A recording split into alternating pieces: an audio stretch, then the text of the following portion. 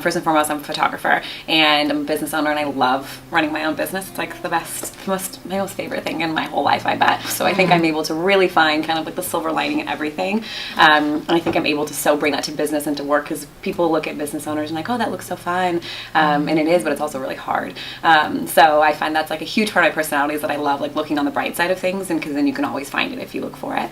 I'm an aunt. That's like one of my favorite things ever. I'm a Cal Poly alum, so I graduated back in 2011. I'm almost a wife, so that's amazing. His name is John, and what's cool about our story is that one of the first conversations we had, I was deciding on whether or not to go back to grad school, and I literally like prayed, and I was like, okay, the next person I speak to, like whatever the right thing is for my life, I want him to tell me, or her to tell me, like literally whoever it was.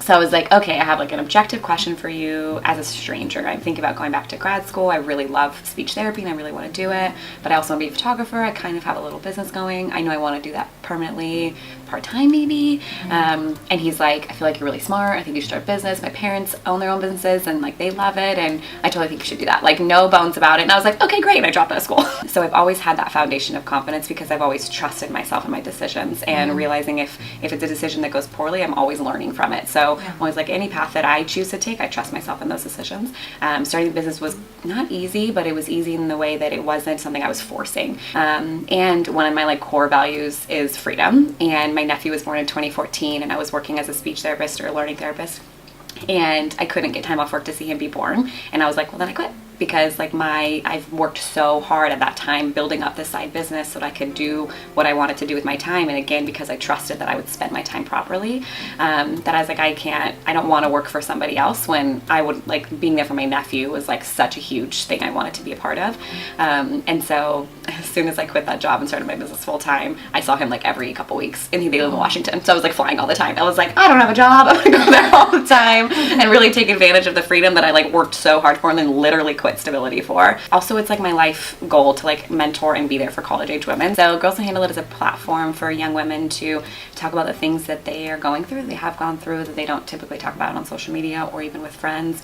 And it's also a support group between these girls who have joined. And so what it looks like to the public is an art exhibit where we call it the signature Girls Handle It photo, which is just from their like nose up and a top bun, which came from throw your hair up in a bun and handle it, the kind of like quote. And then it has 2 pages of a story that they write themselves of like what they went through, and then it has a screenshot of their Instagram profile at the time they were going through it. Girls Don't Handle It has been the most emotional experience I've ever gone through, and John all the time will be like, remember like when you didn't have emotions before?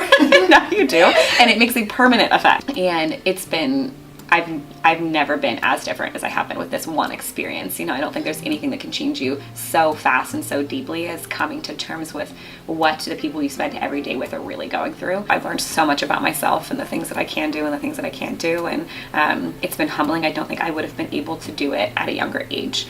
I don't know that I would have known enough about myself. I think I would have given myself a really hard time for not being able to be there for the girls like Julia has. You know, it's a very vulnerable situation for me to be in, so really making sure like to check myself always, and like, am I truly doing what's best for these girls? And so when we're talking about going, you know, nationwide, I'm like, is that the best for my slow girls? Like my slow girls are like my heart, and so is that the best for them? Yes or no?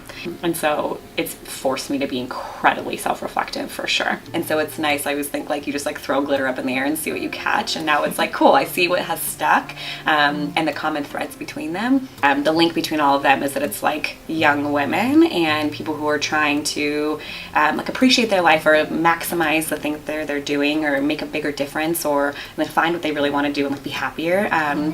When you put it that way, it's like, oh, everything I'm doing is for that purpose. So it feels really great to do that.